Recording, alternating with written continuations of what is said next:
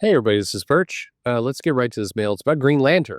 We don't talk about Green Lantern very much, but we're gonna give it a shot today. It says, Dear Perch, I recently decided to get caught back up with Jeremy Adams' Green Lantern run after dropping it from my pull list about 6 months ago. In addition, I decided to also try out his Green Lantern core book and the last two issues of Aquaman. With Green Lantern being $5 and the 25-cent surcharge of bag and boards on back issues, I've spent about $26.25 on 5 issues besides tax.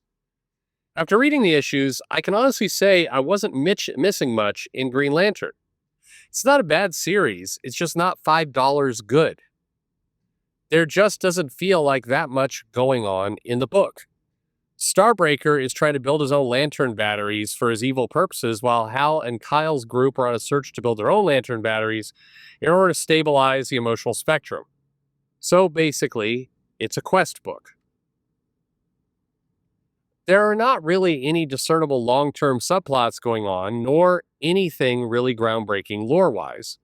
I also find it odd the lack of civilian supporting cast members because pretty much everyone in these few issues were costume characters. In fact, looking back on Adam's Flash run, there really wasn't that many civilian supporting cast members there either. His run even had Linda get powers for most of it and be a speedster. So I think Adams needs to work on his supporting cast. Frankly put, Green Lantern is overpriced for what you're getting. But you might be thinking, oh man, comics are overpriced as they are, and none are truly worth $5. Well, you aren't wrong about that, though I do feel like Hickman's Spider-Man, Ultimate Spider-Man, is perhaps the closest to a 22-page comic can get to be worth $5.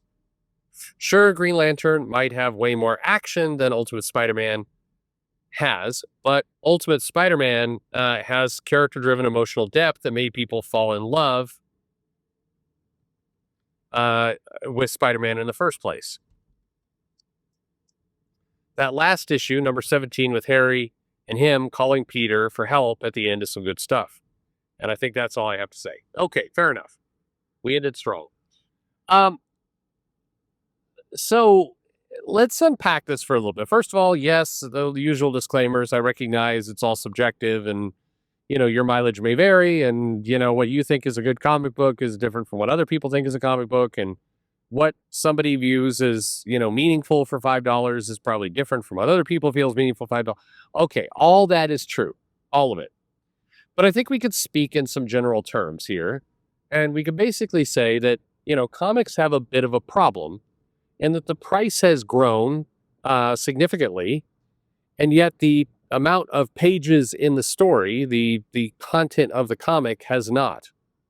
Simultaneously, while this has been going on, you have less quality artists. Now, this is again subjective, but in this one, I feel like we can almost be objective with it. If you look at the big names that were on monthly comics back, decades ago, compared to the names that are on comics today, yes, you do have like Pepe Larraz over there on Spider-Man, but by and large, very few comics have big name people on them. And certainly not for long runs. If you look at the length of run of a George Perez or a John Byrne or even hell, it's funny, people kind of crap on Jim Lee for various things, but he did longer runs on X-Men than we get today during the big two. And the other thing is, and this is where I think there's a bit of a gotcha, because I've argued this, like, no, the comic art today is just as good as it was 30 years ago.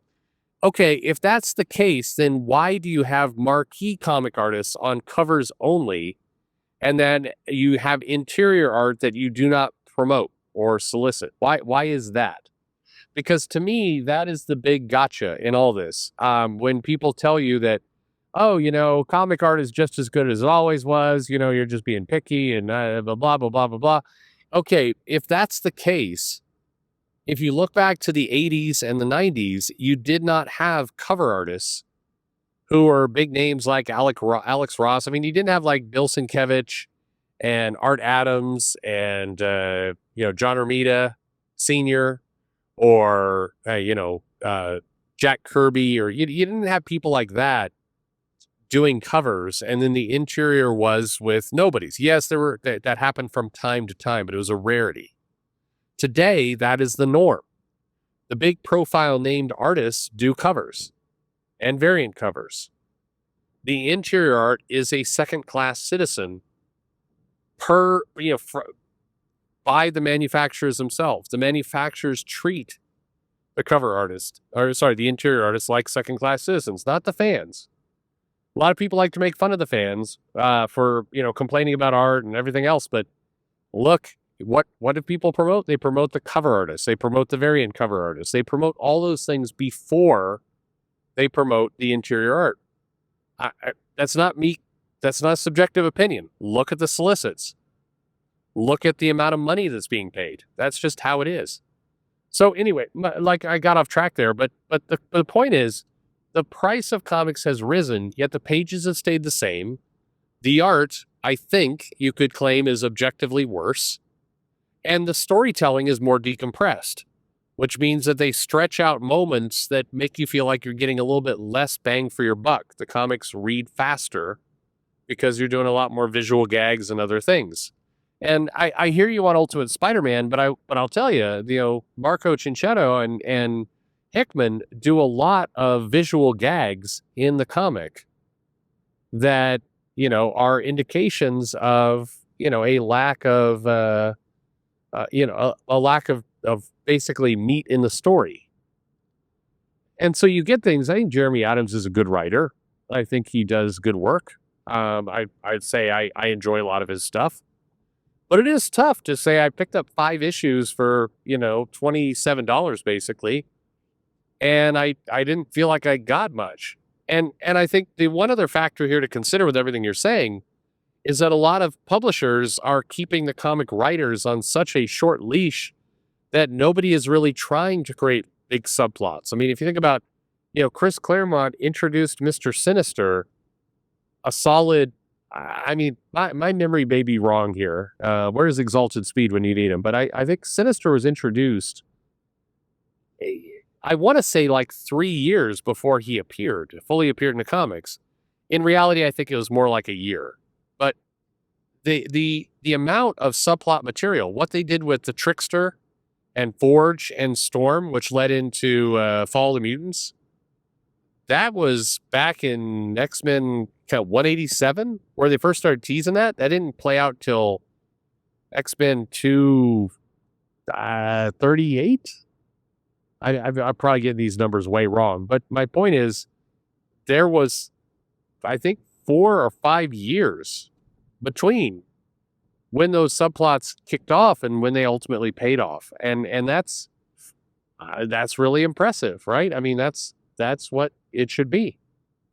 But comic writers today are basically told, your entire job could end in 3 issues, so don't plan for very long. It is much more of a spontaneous, hope only for the moment kind of business. I've argued about this with editors. They're like, no, we think long term. Yeah, okay, come on now. Who are you kidding? Own up to it.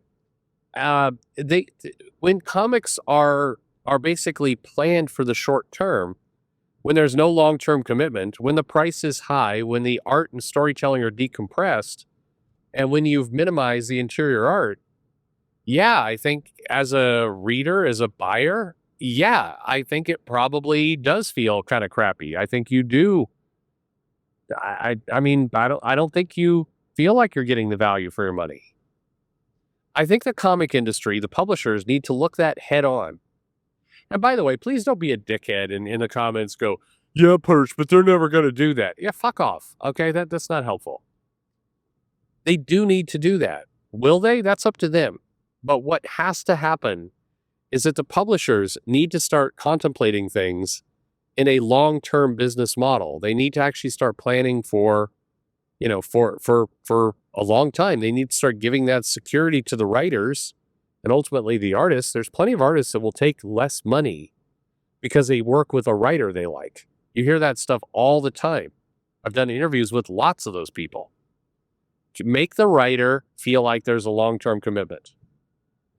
That's step 1. Step 2 is get the artist there as well. Get the artist made whole.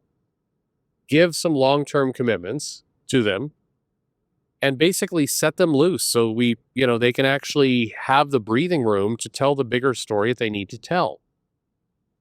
Once you do that, once you accomplish both those things, you then just got to be a little patient and let it play out and be very demanding. I do a lot of these videos, and I think people always miss this point. But I do think you need to pay the creators more. I think you need to pay the writers more. I think you need to pay the artists more. I think you need to give them long-term contracts and health insurance and lots of commitment. I think you must do that. When you do that, you need to set a bar of quality extremely high, because this is not a charity. I don't want you giving a bunch of extra money and extra commitment to a bunch of bums who are not going to change what they're currently doing. You need to lure back, an Art Adams to doing regular interior work. You need to convince Chris Claremont to actually write comics regularly. You need to find the next superstar and tell them you don't want to, write show pitches for Netflix. You want to write comics, and you can have a great career and, plan your future. The funny thing is, almost everyone wants to they want to plan a future. They want to know where their life is going. They want to know if they have a future. They want to know if, can they support their kids, their family? Is it time to buy a house or a car? If you give people long-term stability, you get better results. That's what you must do. And while you're doing that, you need to set an incredibly high bar so that the people you're getting and the work that you're producing is at the standard you expect. And that's how it works out, and that's how you'll feel like you're not wasting your money on comics. Anyway, what do you say? Let me know in the comments below, like, subscribe, and so on and so forth. And thanks for listening.